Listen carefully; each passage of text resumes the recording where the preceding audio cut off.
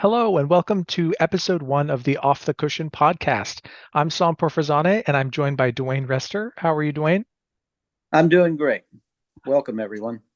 Welcome and thank you for joining us. And Dwayne, we should probably start off by answering the question, why this podcast? There's so many other videos, books, blogs, and other content about meditation. What are we aiming to accomplish here that's different?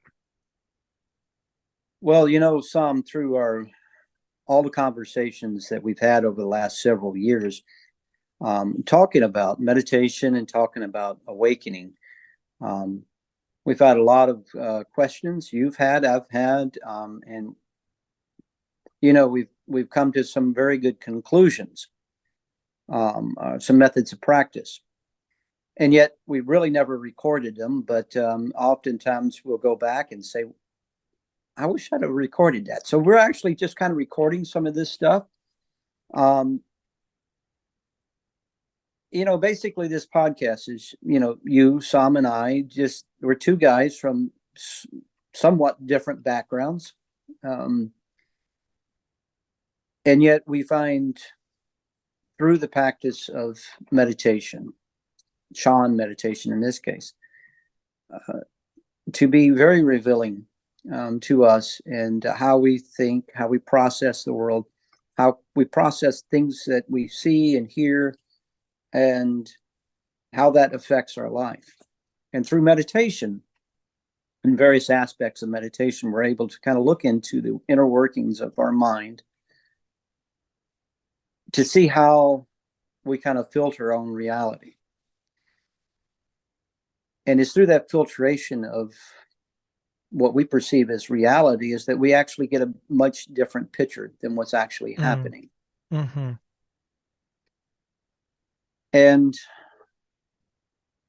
Sam, you and I have talked, and we've both um, really learned from one another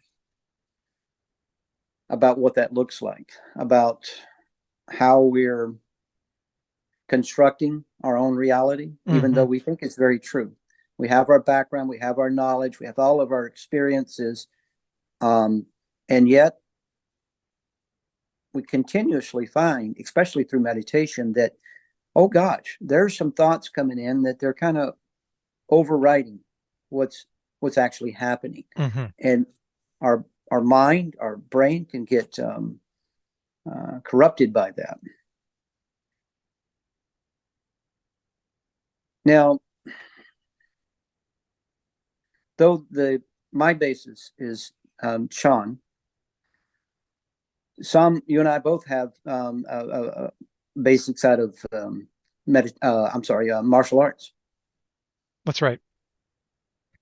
and we have different upbringings from religion, and yet we both kept asking ourselves, "There's got to be a little bit more. Something's not quite right." hmm Like when we practice martial arts, I often tell people the form that I used required, and yours was as well, some that if we got distracted on what we're supposed to be doing, in other hmm words, sparring, you Yes, got hit. that's In some right. cases, you might break a bone, or you might overly hurt someone else, even though you are playing a game. We're not trying to kill one another, but if you're distracted, you're sparring. You get an immediate response. That's Right, for sure. right. That hey, you're not paying attention, or you didn't do the right move, and you get distracted. Well, as you get older, that's not such a good way to kind of learn that you have a distracted mind. It's quite painful, breaking bones and whatnot. Um, so I was looking for something else, um, knowing full well that on my day to day life that anger is common, especially with men. Anxiety, worry, all of those things. And as I started practicing meditation with Guagu at the Tallahassee Chan Center, I realized that I could take some ownership, some control of that filtering mind. hmm So a lot of what I will have to say, a lot of what we'll have to share is based on that, but also it may have some mixings of martial arts. It may have some mixings of poetry and other readings that we've done. We both have discovered through other religious studies. You take a poet like Rumi, and though he may use a very poetic language, looking deeply into what is actually being said, we find common ground with what is called awakening in a lot of Buddhist circles and a That's lot of right. new non-duality circles. And so as I kind of pulled away a little bit from Chan practice to see, surely in the course of human history, it wasn't just Zen or Chan that discovered this very free flow of mind. It actually does appear if you know what to look for. And so one of the things in this podcast is to open our doors Mhm. to other people. Oh, because what I commonly hear, and I've been teaching meditation for now on 15 years. Oh, I don't know how to do that. I come from this background or that Right, background. right. So this really doesn't apply. Um, well, Sam, with your religious background, you can speak to that, and me with mine. And then, coming from different places in the country, your background is from another country, not your personal background, but your family. Mine comes from deep down south, Mhm. been there for 300 years. And so, what is the likelihood that an Iranian and a Southern dude could get together so profoundly? So true. Well, if we can do it, I think other people can at least kind of open our minds and say, what is this about? So, what do we hope to do? We hope to be able to, in our own development and in hopefully the development of others, to um, help lead a more peaceful, serene life, so that we're not so buried every day by the things that we encounter. So that's what we hope to share. Absolutely. And it sounds like a simple task, and it's hard. It really is. That we should probably mention also that not only are we from diverse backgrounds. I mean, I was born in London, grew up in the San Francisco Bay Area, and you're from the Deep South, like you said. Um, but religiously too, we come from very different backgrounds and sort of migrated into this space that is we see ourselves both as Chan or Zen practitioners, specifically through the lineage of Dharma Drum Mountain, and yet not limiting the scope of our talks or our conversations to that specific lineage. We're looking at meditation from a number of different aspects, and one key component that keeps coming up in our conversations together is how to make the practice of meditation and the principles behind living a happy life that may come from Chan Buddhism, may come from other places, but are applicable to anyone's daily practice in meditation if we're able to demystify some of those concepts and make them applicable off the cushion, so to speak. And so, like one of the thrusts for the podcast is making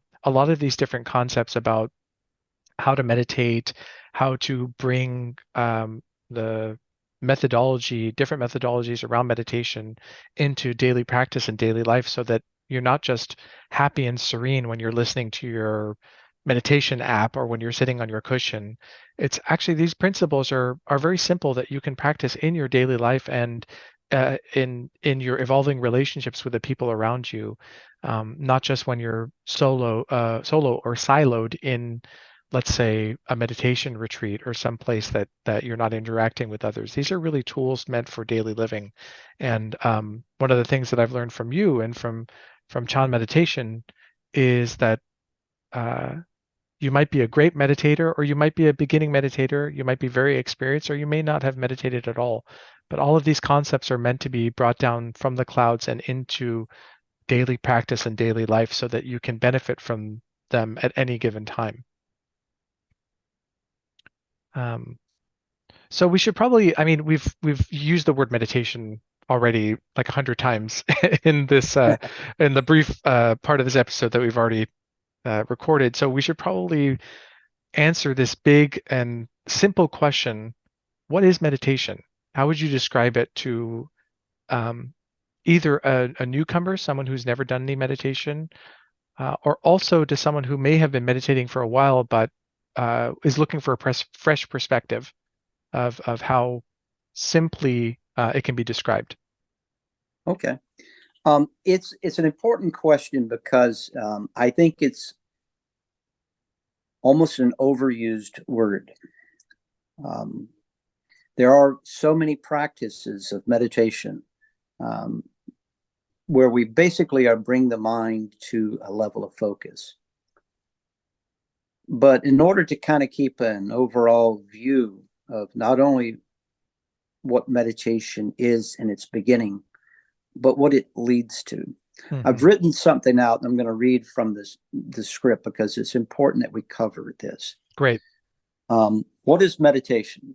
Meditation can be both a practice and a realization. What do we mean by realization? In the most basic terms, realization is clear, undistracted attention with whatever it is that we're doing. In more advanced terminology, meditation is clear, uninhibited, and unconditioned, unrestricted interactions with things outside of us and also within our own internal landscape. So all of this sounds really good, but how do we approach life most of the time, i.e., the purpose of meditation? Most of the time, we have a lot of thoughts going through our head while we are busy doing something else. Essentially, we're very distracted and not really paying full attention to what we're doing. What is it that occupies our mind? Here are some things that occupy our minds: reflections on the past, concerns about the future, thoughts, opinions, our beliefs, our religion, our political whatever political party we're looking for, family issues, work-related issues, economic issues. It could be just something as simple as the driver that cuts us off while we're driving down the road, price of gas, relatives, etc. All of these things are going through our minds on almost a continuous basis. Hmm. They act as filters to what is actually happening. As an example, we're having a conversation with someone and we're thinking about what we're going to say, mostly, and a little bit about what they just said. We're not actually paying full attention to what they said, not only in words, but we're also not paying attention to the body language behind what they said. We're pulling from our own experiences, opinions, and thoughts and ideas, maybe even something from the past, and we're using that as a filter over what they're saying. We're not fully present. In fact, we're not listening. So goes our world. So goes everyone else. It's amazing that we don't crash into one another on the highway. How do we break this conditioning? You'll hear that term often, conditioning. How do we free ourselves from our habitual tendencies to be distracted with our own program? Here comes the practice of meditation. We already said that the fruit of meditation is to be able to be clear and undistracted and completely at peace and even without any of our own self baggage to whatever's happening. But how do we break that conditioning? Hmm. How do we free ourselves from habitual tendencies to our programming, our conditioning? Well, here comes a practice of meditation. The purpose of meditation, in its very basic case, is to develop focus and awareness. We will discuss various methods of meditation. And what is a method of meditation? This is pretty important here. Generally, a method of meditation is a single pointed focus. As an example, following the breath. Through a single pointed focus, which can also be called a method of meditation, we draw the mind's attention to one point with an awareness of this focus point, we quickly become aware of how often our mind trails off on some other thought, some other thing. By coming back to that single point of focus and not following that thought, we essentially retrain or discipline the mind to come back to that single point. Mm-hmm. Eventually, those thoughts we're so often distracted by begin to ease the stickiness, their automatic, their Right. automatic flow, Right. and we begin to free up the mind. So that's my script answer to that. So It's see amazing. what. I mean, I Okay. couldn't describe it better myself. Perhaps if I offer an example for those of us that aren't familiar with meditation or haven't done it so much, one of the very popular meditation methods that people use within Chan Buddhism and elsewhere is simple meditation on the breath, focusing on the tactile sensations of the breath as it enters the nose or enters the lungs and fills the belly, extends the solar plexus, and then tracing the breath as it leaves the nose. Or some people count the breath. Many different methods utilize the breath as a focal point for the meditation. That's all well and good, and what tends to happen is that when one practices this over time, say days, weeks, and months, they develop the capacity to keep their mind on the act of breathing and silence some of the chatter that is, like you said, ever present. The emotions we have, the feelings that we have, the thoughts that come across our mental landscape, the things that drive us that we may not even be conscious of. It could be past trauma or different really deeply rooted emotions that we may not be aware that are present all the time and are driving us. And the practice of meditation, and in future episodes, we'll talk about different methods that one might use. Perhaps we can even ask you, Dwayne, to lead us through some meditations.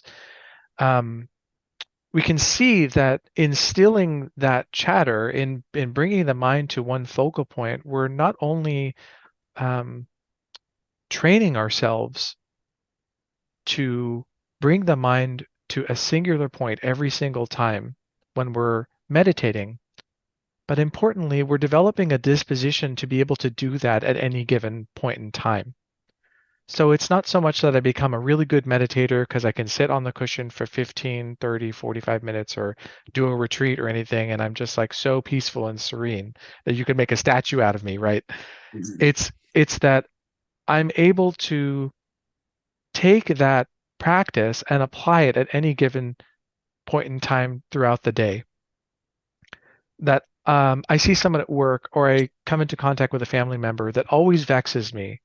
They somehow just know how to push my buttons and pull my triggers. And I know this about myself, but I can't control that. And then one day after meditating, after focusing on the breath or doing progressive relaxation, as we'll talk about in future episodes, rather than being immediately triggered into a reactive mode that goes either on defense or offense, right? Flight or fight, and start spouting curse words or just getting angry at this person. Actually, the very first thing that my default becomes, my second nature becomes the ability to drop down into my body, drop down into my breath, and just be present with the same meditation practice that I've been doing for 15 minutes a day, 30 minutes a day, whatever. And in that way, I'm able to start tracking, oh, what are my body sensations when I start getting angry? What does it feel like when I get triggered? Does my blood start pumping? Do I feel warmer? Do I feel my chest constrict? Do my shoulders get hunched? Does my breath get shallow? And can I use my this meditation method to counter condition myself so that immediately when I feel those triggers, I drop down into my breath. I start breathing more deeply. I relax my shoulders and I become fully present with what's being offered. And maybe that person isn't trying to piss me off. Actually, maybe they're just talking to me and I just have, I just don't like them. I just don't, I have a trigger Right. about that. Right. And in that way, we're developing a disposition towards gentleness, towards humility, towards actual appreciation and gratitude for everything that comes across our path. And this might sound a little bit hokey or kind of weird, but when we get into that mode, when we're able to drop into our breath and or drop into our meditation method at any point in time, or what you mentioned, Guagu, the founding teacher at Tallahassee Chan Center, he calls 1 minute Chan, right? That we're able to practice Yes. 1 minute of meditation, at any point in the day when we're brushing our teeth or driving the car or waiting for the bus or whatever. When I'm able to practice that, what starts to emerge for me is that actually there's joy in every moment. It's not like I'm waiting for happiness to happen. I'm waiting for my meditation cushion or what. It's actually right now. I'm just waiting for the bus and watching my breath, feeling my body sensations, seeing the birds, tracing a spider web with my eyes, whatever. It's all good. It's Or, or, amazing. as, or as like you like to say, life is actually good. It is quite amazing. You speak of joy, and I've had some deep realizations with the practice. And each time um, I'm just doing stuff in daily life, and I'm just so content, joyful, you can say. And I will often ask myself, I'm in really kind of a chaotic situation, but I'm happy. I'm content. It's all good, and life is actually good. When the thing is, I think, is all of that pervasive, distracted thinking, all those overlays, those filters we've talked about, conditioning. It is ever present, but it's because we built it that way through our own experience, through repetitive um, assumptions, our own knowledge, our own history. We keep repeating that, keep repeating that, keep repeating that, keep repeating that. And it becomes part of who we think we are. Right. Through meditation, through Zen meditation in particular, you learn to look through all of that stuff and to see a place in your mind, in your being, that there's no identity with anything. And in this case, you may have heard the saying, upon awakening, you may walk hand in hand with the Buddhas of the past, present, and future. It is nothing mystical. That means you come to the same kind of place, this unconditioned mind, this unprogrammed mind. Yet you're able to tap into your knowledge, your experience, your opinions, your beliefs when it's necessary. But you're fully aware of that when you're doing it. It's not like it happens. And most of the time we have something happen in life. And so this is the thing that's happening. Here's our conditioning. And so the thing happens, we react. Thing happens, we react. Through meditation and through that practice of coming back to, the mind is wandering. Let me come back to a point. Let me come back to a point. We begin to create a gap. And so even if we don't come to any level of awakening, through meditation, we're able to see that the mind trailed off and we pull it back. That trailing off, again, is all that conditioning, that programming, that filtering. We create a gap. And in some cases, then we can make an actually executive decision in our brains to say, okay, I'm going to do that or I'm not going to do that. Mm-hmm. Really what awakening about, what true meditation is about, is that all of that identity just vanishes. And you reach way out there and you pull it back if you need to make a intellectual decision, or you got to remember your phone number or the way to work or whatever it is. But those aren't constantly overlaid.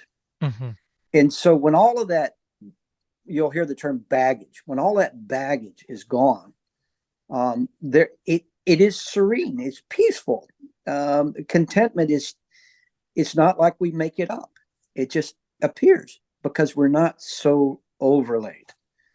And thank you for pointing out about whole body relaxation. We will talk about that. It is an absolute fundamental piece Um, and I will say, in reading modern psychotherapy, there are a ton of books out there that you may hear the term somatic experiencing. Hmm.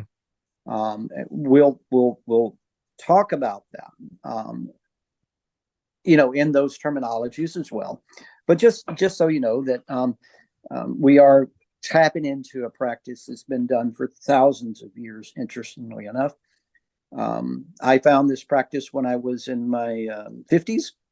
I wish I'd have found this practice when I was in my 20s, but maybe I wouldn't have dug in so deep had I not had the life. I didn't have a terrible life or nothing like that, but I was always wanting to be free of my conditioning, my programming. Even way back then, I knew I was reacting out of my own habit tendencies of beliefs and knowledge and whatnot.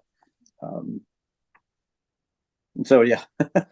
I think most of us operate like that on a daily basis, right? I mean, um, we have an overlay or a number of overlays or filters, as you mentioned, that drive the way that we see things.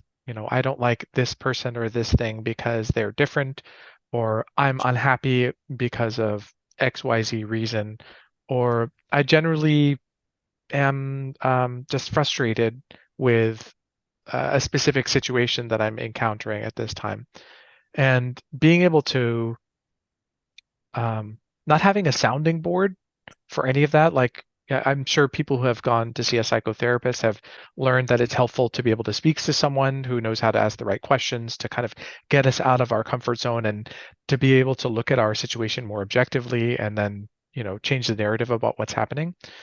But most of us, I think, just go through life being pulled along by the nose by our emotions or by the stimuli that we encounter. We see a red car, we like it. We see a blue car, we don't like it. We hear a hard rock song, we enjoy it. We hear a country song, we don't like it.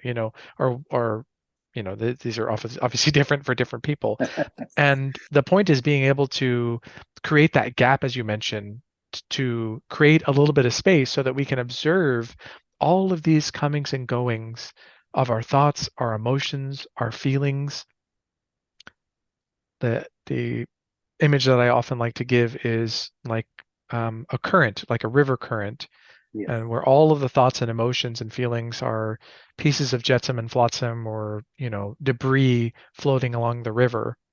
And every time we attach ourselves to one of those pieces of debris, we get stuck. And we get stuck in that emotion. We get stuck in anger. We get stuck in jealousy.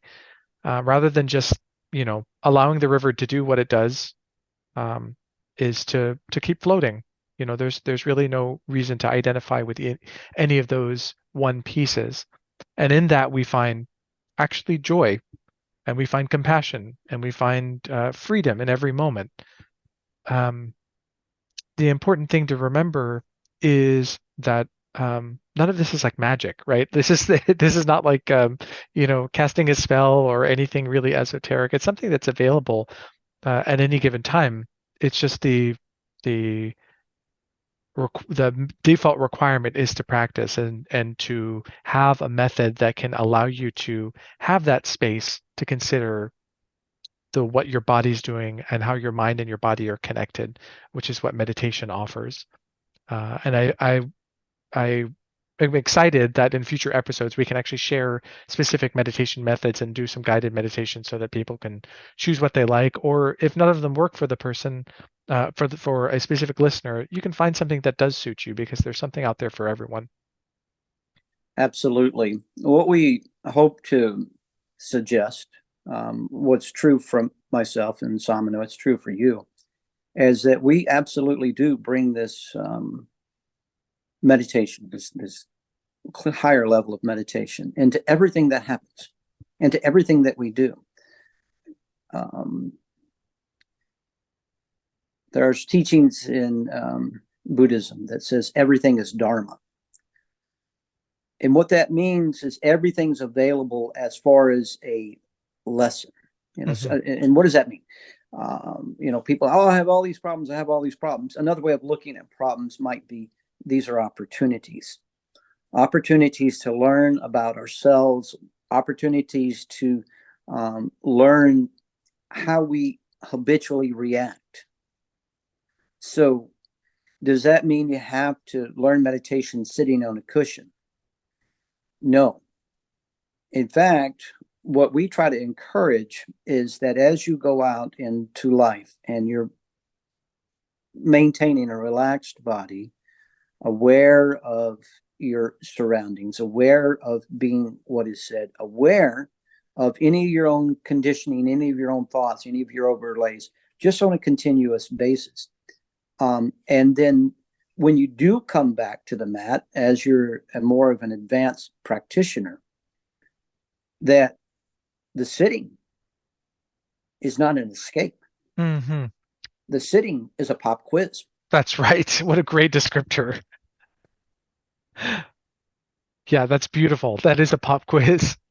See what's really going on in your mind, right? Exactly, because Yeah. you can say all, which happens. I'm sorry, too often, and of a lot of YouTube awakening channels. People theoretically understand what it means to be unconditioned, and they say, "Oh gosh, I don't really need to practice meditation because I got this."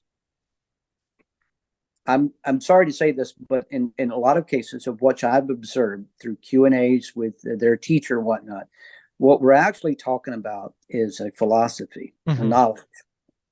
Um, because when you get tripped up in life, especially on more exciting things, things that excite, um, your practice is probably lost. Because in sitting meditation, as we'll give a beginner's meditation workshop and whatnot, but um, you eventually get yourself into a sitting meditation where the only thing that's happening is what's inside your head. Hmm. So you're only processing, you're only looking at just the overlay of thoughts. You don't have the overlay of things that you see or things that you hear, things that you smell, things that you taste.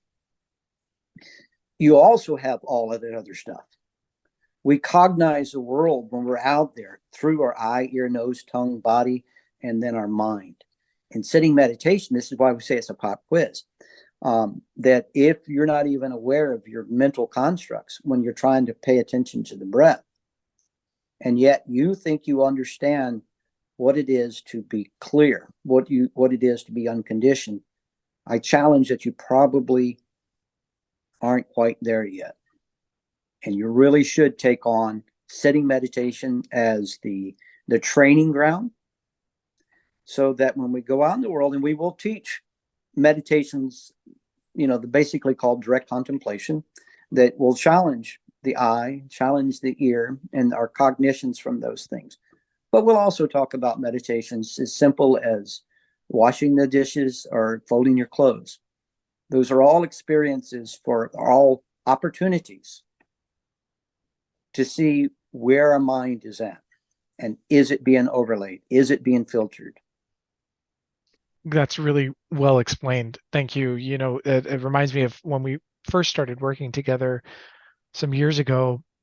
I remember asking you about my practice or, what you thought about my meditation. And I remember you said something like, what does your spouse say about it? Like how do the people around you react to your development in terms of your meditation practice?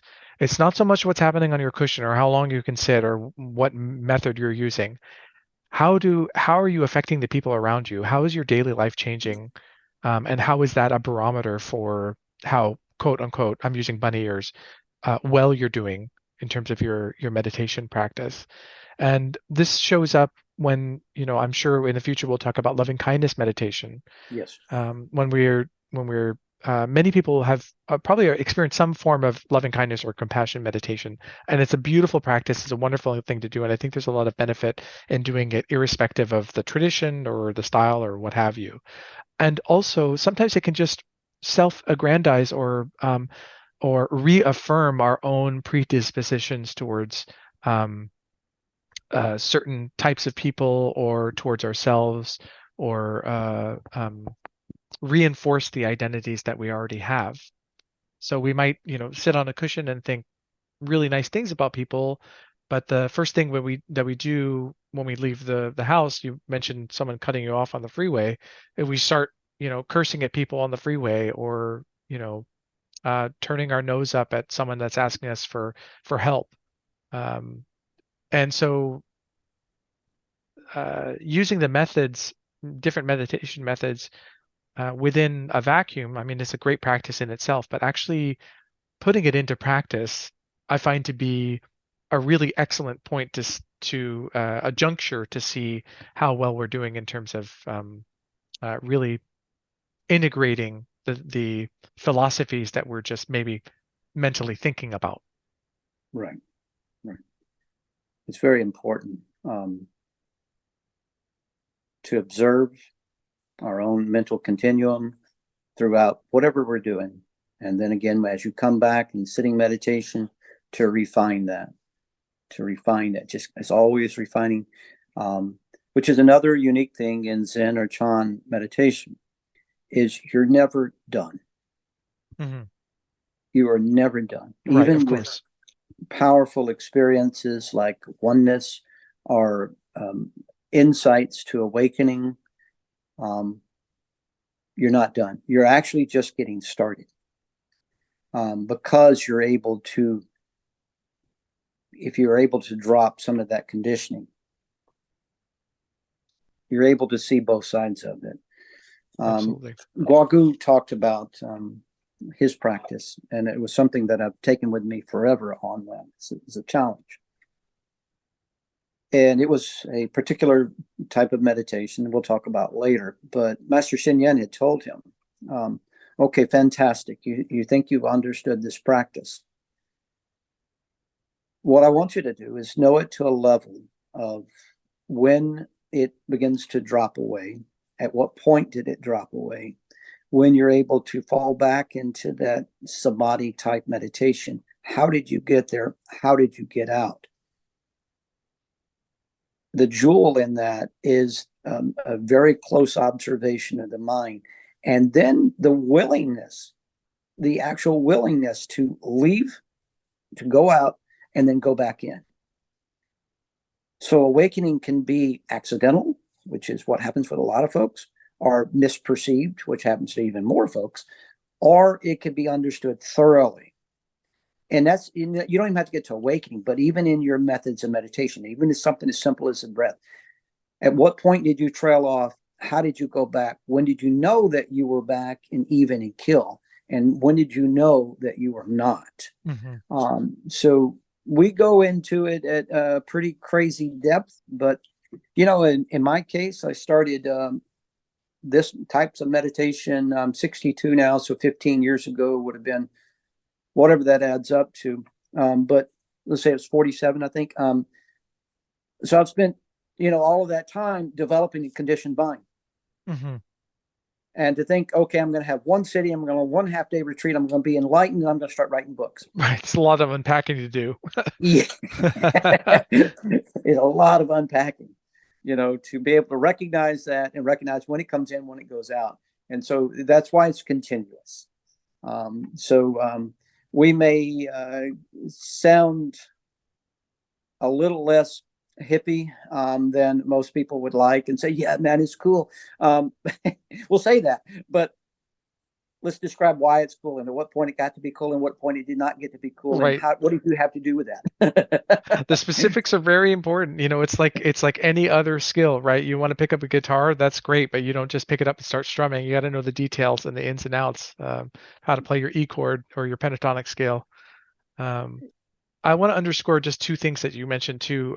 You mentioned Master Sheng Yen, who is the founder of the Dharma Drum lineage of Chinese Chan, and the inheritor of these two schools of Chan Buddhism, known as the Linji and the Saodong schools. That just for those of us that may be listening that don't know anything about Master Sheng Yen or Dharma Drum, and then you also use the word samadhi, which is uh, uh, translates to concentration, or the single pointed concentration that you were talking about earlier. Um, and something that we didn't talk about this before recording our podcast, but I thought might be interesting just to put you on the spot. If you if you were to tell, as we look forward to closing the podcast for this episode, if you were going to offer one piece of practice to our listeners from all different backgrounds, if you were to say, okay, here's your homework for this episode, what's something that people can take away with them and actually practice right now, irrespective of their experience level in meditation? What's something that you think might benefit them? Okay, I'll give an example that I've given before, just so you can recognize a win of clarity, and then we'll talk about the clarity.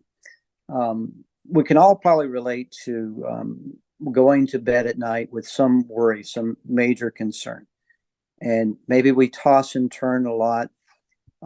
Even we probably get to a point where we at least sit and write it down, whatever our issues are, and a couple of concerns, an outline of that, and we go to bed, finally falling asleep. Get up in the morning, and we're not even thinking about the problem, but suddenly it comes up, and we have a solution. We're like, why? And we all have this kind of quandary. It's like, why did I toss and turn over that? Why did that bother me so much? How come I wasn't able to see that last night?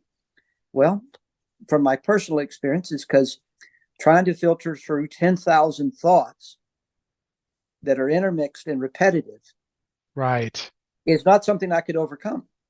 And yet in the morning, because I wasn't thinking about it, maybe I was taking a shower and I was enjoying the shower, i.e., I was at peace, and then bam, the answer came up and the solution came up. How do we do that in daily life? mm-hmm. Oh yeah, So that's that awesome. we can at least gain some clarity. Well, you take something that you're doing. You had mentioned the 1 minute Zen. You take something you're doing. You get up in the morning, maybe you take a shower. You jump in the shower and just bring full awareness to the body, to the sensations of the warm water, or if you take a cold shower, just bring full sensation to that body, to the warmth, to just the peace that comes in. That is the goal, to bring the mind to some level of calmness and clarity. So then when you get out of the shower and you start putting on your clothes, you can actually feel the texture of the clothes going on. And do that a couple of mornings.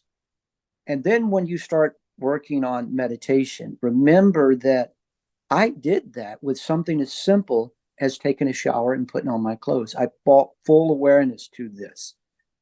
And I wasn't overcome with life. Mm-hmm. You're still putting on your clothes, you're going to go to work or whatever it is you're doing, but you met the day with calmness and clarity with a simple exercise of taking a shower and putting on your clothes. That's beautiful. It really doesn't have to be more complicated than that. It doesn't. That's the whole practice right there. Yeah. Well, that's going to do it for our first episode of Off the Cushion. Thanks for joining us. Thank you, Dwayne. Thank you. Please be sure to subscribe to the podcast on YouTube, Spotify, or wherever you found us. And if you'd like to leave us a comment or question, please be welcome to do so. And we'll try to get back to you in a future episode. We'll see you soon. Bye.